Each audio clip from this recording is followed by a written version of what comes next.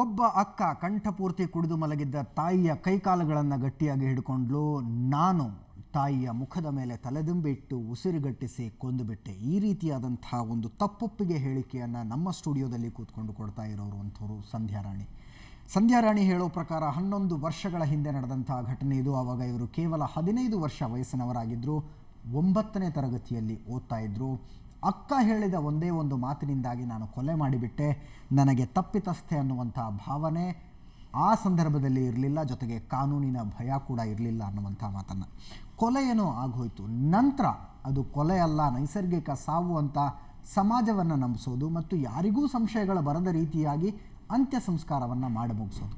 ಅದು ಹೇಗೆ ಸಾಧ್ಯ ಆಯಿತು ಅದನ್ನು ಸಂಧ್ಯಾರಾಣಿಯವರ ಬಾಯಲ್ಲಿ ಕೇಳೋಣ. ಸಂಧ್ಯಾ, ಅದು ಹೇಗೆ ಸಾಧ್ಯ ಆಯಿತು? ಯಾರೂ ಕೇಳಲಿಲ್ವಾ ನಿಮ್ಮನ್ನು? ಎಲ್ಲರಿಗೂ ಗೊತ್ತಿತ್ತು ಸರ್, ನಮ್ಮಮ್ಮ ಎಷ್ಟು ಕುಡಿತಾರೆ ಅಂತ. ತುಂಬಾ ಕುಡಿತಾ ಇದ್ರು, ಅಕ್ಕಪಕ್ಕದಲ್ಲಿ ಎಲ್ಲರಿಗೂ ಗೊತ್ತಿತ್ತು, ಆ ಊರಿನವ್ರಿಗೂ ಗೊತ್ತಿತ್ತು. ಆಗಿರುವಾಗ ಡೆತ್ ಆದಾಗ ಯಾರೂ ನಮ್ಮನ್ನ ಕೇಳಲಿಲ್ಲ. ಹೇಗಾಯಿತು ಅಂದರು, ಏನೋ ರಾತ್ರಿ ಮಲಗಿದ್ದಾಗ ಅವ್ರಿಗೆ ಎದೆ ನೋವು ಬಂದು ಅವರು ಸತ್ತೋಗಿದ್ದಾರೆ ಅಂತ ಹೇಳಿದ್ವಿ ನಾವು. ಅವಾಗ ಅವ್ರಿಗೆ ಹೇಳಿದ್ರು, ನಿಮಗೆ ಎಚ್ಚರ ಆಗಿರಲಿಲ್ವ ಅಂತ. ನಾವು ನಿದ್ರೆ ಮಾಡ್ತಾ ಇದ್ವಿ ಅಂತ ಹೇಳಿದ್ವಿ, ಅದನ್ನು ನಿಜ ಅಂತ ಎಲ್ಲರೂ ನಂಬಿಟ್ರು ಸರ್. ಆವಾಗ ನನ್ನ ಅಕ್ಕಂದಿರಿಗೆ ನಾನು ಹೇಳಿದೆ, ನಮಗೆ ಮಾಡ್ಬೋದಾಗಿತ್ತಾ ಅಂತ ನಾನು ಕೇಳುವಾಗ ಮುಖ ನೋಡ್ತಾ ಇದ್ದೆ ನಾನು. ದೊಡ್ಡಕ್ಕಂದು ನಮ್ಮ ದೊಡ್ಡಕ್ಕ ಏನಾದರೂ ಹೇಳ್ತಾಳ, ಅಳ್ತಾಳ, ಅವಳ ಕಣ್ಣಲ್ಲಿ ನೀರು ಬರ್ತಿದ್ಯಾ ಅಂತ ನಾನು ಅಬ್ಸರ್ವ್ ಮಾಡಿ ನೋಡಿದೆ.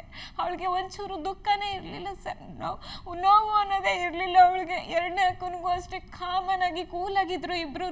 ನನಗೆ ಮಾತ್ರ ನಮ್ಮಮ್ಮನ ಆ ಒಂದು ಕ್ಷಣದಲ್ಲಿ ಅಯ್ಯೋ ನಮ್ಮಮ್ಮ ಸತ್ತೇ ಹೋದ್ರ ಅನ್ನೋ ಒಂದು ಯೋಚನೆ ನನ್ನ ಮನಸ್ಸಿಗೆ ಬರುವಾಗ ಇನ್ನೂ ದುಃಖ ಜಾಸ್ತಿ ಆಗ್ತಾ ಇತ್ತು. ಅಳೋಕೆ ಶುರು ಮಾಡಿಬಿಟ್ಟೆ. ಆವಾಗ ನನ್ನ ಅಕ್ಕನಿಗೆ ದೊಡ್ಡಕ್ಕನಿಗೆ ಭಯ ಶುರುವಾಯಿತು. ನೀನು ಯಾಕೆ ಈ ಥರ ಅಳ್ತಾ ಇದೆಯಾ, ಮಾಡೋದೆಲ್ಲ ಮಾಡಿಬಿಟ್ಟು ಇವಾಗೇನು ಅಳ್ತಾ ಇದೆಯಾ ಅಂತ ಹೇಳಿ ಇದು ಮಾಡಿದ್ಲು. ಅದಕ್ಕೆ ಮುಂಚೆ ಮಾಡಿದ ತಕ್ಷಣ ಅವಳು ಹೇಳಿ ಕಳಿಸಿದ್ಲು, ನೀನು ಮಾಡಿದ ತಕ್ಷಣ ನನಗೆ ಒಂದು ಫೋನ್ ಮಾಡಿದ್ಯೋ ಇಲ್ವೋ ಅಂತ ಫೋನ್ ಮಾಡು ಅಂತ ಹೇಳಿದ್ಲು. ಆ ಓನರ್ ಅಂಕಲ್ ಮನೆಯಲ್ಲಿ, ರಾಮೇಗೌಡ ಅಂತ ಒಂದು ಓನರ್ ಅವರು, ಅವ್ರ ಮನೆಯಲ್ಲಿ ಲ್ಯಾಂಡ್ಲೈನ್ ಇತ್ತು, ನನ್ನ ಹತ್ರ ಏನು ಫೋನ್ ಇರಲಿಲ್ಲ.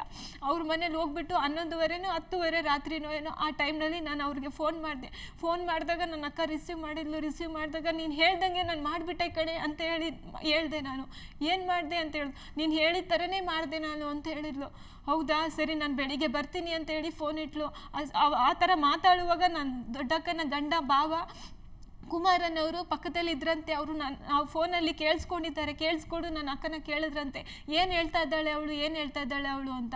ನನ್ನ ಅಕ್ಕ ಸುಮ್ಮನೆ ಬಾಯಿ ಮುಚ್ಚಿದ್ರಂತೆ. ಅಯ್ಯೋ ಅವಳೇನೋ ಹೇಳ್ತಾ ಇದ್ದಾಳೆ ಬಿಡು, ನೀನು ಯಾಕೆ ಹೇಳ್ತೀಯಾ ಅಂತ ಹೇಳ್ಬಿಟ್ಟು ಬಾಯಿ ಮುಚ್ಚಿಬಿಟ್ಟು ಸುಮ್ಮನೆ ಆಗ್ಬಿಟ್ರಂತೆ. ಅಷ್ಟೇ ನಮ್ಮ ಭಾವನಿಗೆ ಗೊತ್ತು.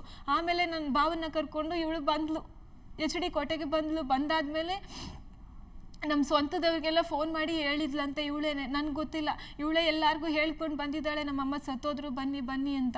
ಎಲ್ಲರೂ ಆ ಟೈಮ್ಗೆ ಬಂದರು. ಇವಳು ಬರೋದು ಟೈಮ್ಗೆ ಎಲ್ಲರೂ ಬಂದು ಸೇರಿದ್ರು ಸರ್. ಆವಾಗ ಹಾಸ್ಪಿಟಲ್ನವರು ಬಂದು ಗೌರ್ಮೆಂಟ್ ಮೂಲಕನೇ, ಹೆಲ್ತ್ ಡಿಪಾರ್ಟ್ಮೆಂಟ್ ಮೂಲಕನೇ ಶವ ಸಂಸ್ಕಾರ ಮಾಡಲಿಕ್ಕೆ ಸ್ವಲ್ಪ ದುಡ್ಡೇನೋ ಕೊಟ್ಬಿಟ್ಟು ಹೋದರು. ಆ ಊನರೆಲ್ಲ ತಂದು ಹಾಕಿ, ಸ್ಟಾಫ್ಗಳೆಲ್ಲ ಬಂದು, ಡಾಕ್ಟ್ರೆಲ್ಲ ಬಂದು ನೋಡಿ ಊನರೆಲ್ಲ ತಗೊಬಂದು ಹಾಕಿಬಿಟ್ಟು ಹೋದ್ರು ಸರ್. ಅಷ್ಟೇ.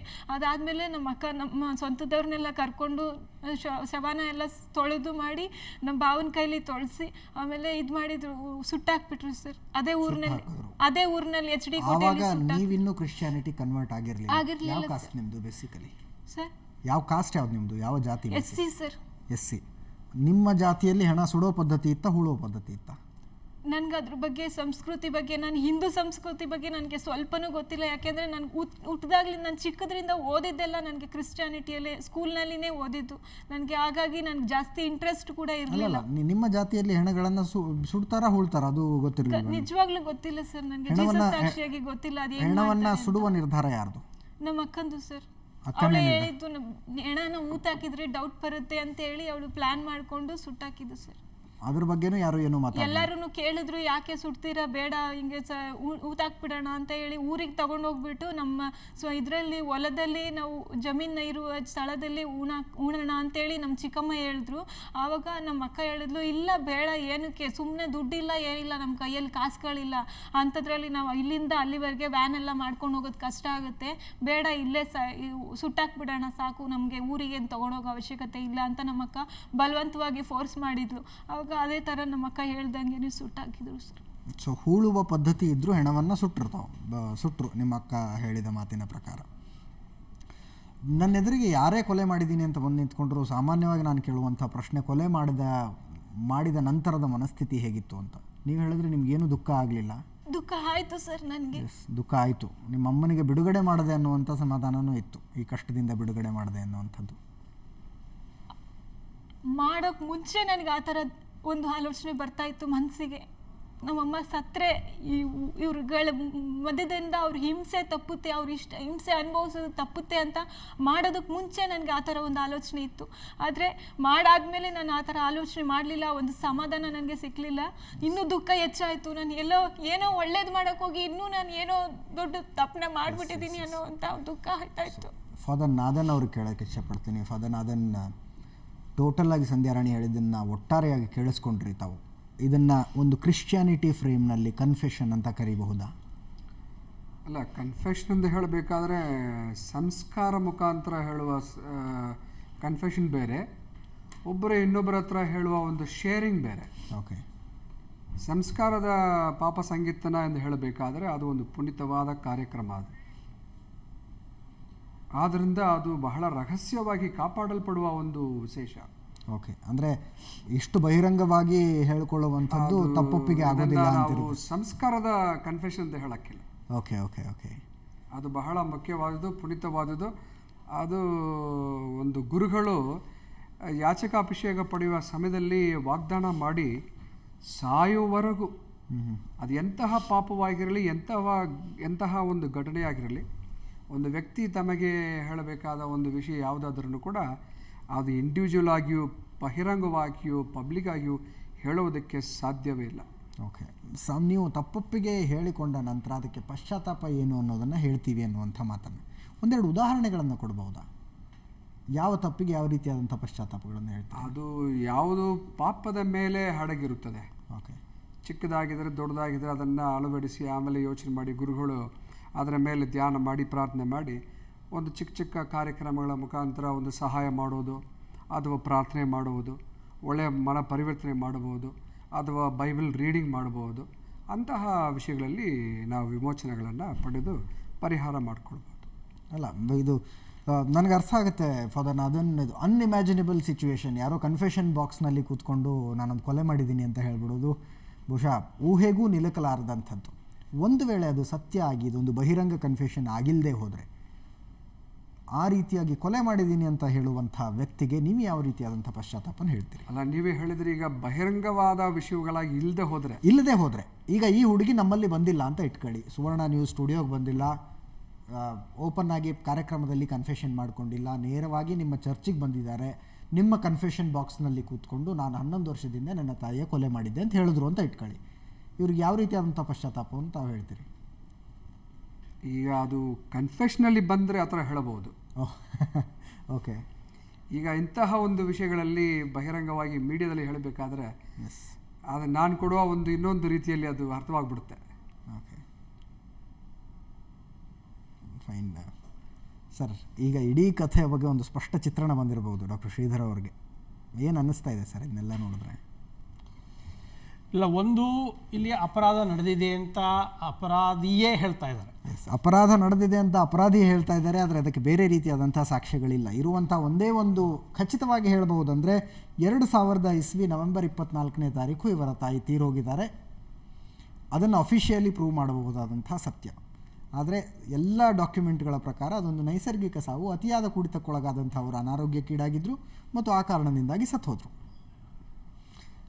ಅದೇ ಇಲ್ಲಿ ಹಲವಾರು ಗೊಂದಲದ ಹೇಳಿಕೆಗಳು, ಹಲವಾರು ಗೊಂದಲದ ಸನ್ನಿವೇಶಗಳು ಸೂಕ್ಷ್ಮವಾಗಿ ಅವಲೋಕನ ಮಾಡೋದು ಬೇಡ, ಕೇಳಿಸ್ಕೊಂಡಾಗ್ಲೂ ಕಾಣುತ್ತೆ. ಕ್ರಿಶ್ಚಿಯನ್ ಶಾಲೆಯಲ್ಲಿ ಓದಿದ್ದು, ಸರ್ಕಾರಿ ಶಾಲೆಯಲ್ಲಿ ಓದಿದ್ದು, ಅಕ್ಕ ಕಾಲು ಹಿಡಿದಿದ್ದು, ತಕ್ಷಣದ ಏನೂ ಆಗದಿದ್ದದ್ದು, ಕುಡಿತದಲ್ಲಿ ಸಿಕ್ಕಾಕೊಂಡಿರುವಂತಹ ತಾಯಿ ಸರ್ಕಾರಿ ನೌಕರಿಯಲ್ಲಿದ್ದವರು, ಇವೆಲ್ಲ ಗಂಭೀರವಾಗಿ ಮನಸ್ಸಿಗೆ ಹೋದರೂ ಕೂಡ ಪ್ರಶ್ನೆಗಳು ತಕ್ಷಣದಲ್ಲಿ ಎದ್ದು ಬರುವಂಥದ್ದು, ಸುಲಭವಾಗಿ ಸ್ವೀಕಾರ ಮಾಡುವಂತಹ ರೀತಿಯಲ್ಲಿ ಇಲ್ಲ. ಆದರೆ ನ್ಯಾರೇಷನ್ ಅಂತ ಏನು ಕರಿತೀವಿ, ದಟ್ ವಾಸ್ ಅಮೇಜಿಂಗ್. ಅದ್ರ ಬಗ್ಗೆ ಆದ್ದರಿಂದ ಅಲ್ಲೇನಾಗುತ್ತೆ, ಅನೇಕ ವಿಷಯಗಳು ಈ ಒಂದು ಸರಾಗವಾಗಿ ಬರುವಂತಹ ಮಾತಿನ ಧಾಟಿಯಲ್ಲಿ ಇದಕ್ಕೆ ಏನಾದರೂ ಒಂದು ಸತ್ಯದ ಬಲವಿದೆಯೋ ಏನೋ ಅನ್ನುವಂತಹ ಒಂದು ಗುಣವೂ ಬರ್ತದೆ.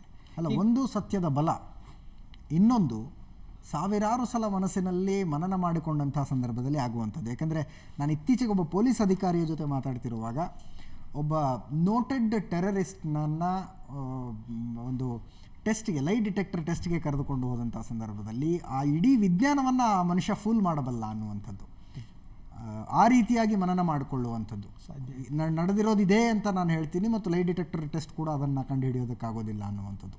ಅದೇ ಬಹಳ ಸರಳವಾಗಿ ಹೇಳಬೇಕು ಅಂತಂದರೆ ನಟನೆಯ ಸಾಮರ್ಥ್ಯ, ಎಸ್, ಮತ್ತು ಅದಕ್ಕೆ ಬೇಕಾದಂತಹ ಪೂರಕವಾಗಿರುವಂತಹ ಸನ್ನಿವೇಶಗಳನ್ನು ಗುರುತಿಸಿಕೊಂಡು ಸನ್ನಿವೇಶಕ್ಕೆ ಸೂಕ್ತವಾಗಿರುವಂತಹ ಮಾತಿನ ಧಾಟಿಯನ್ನು.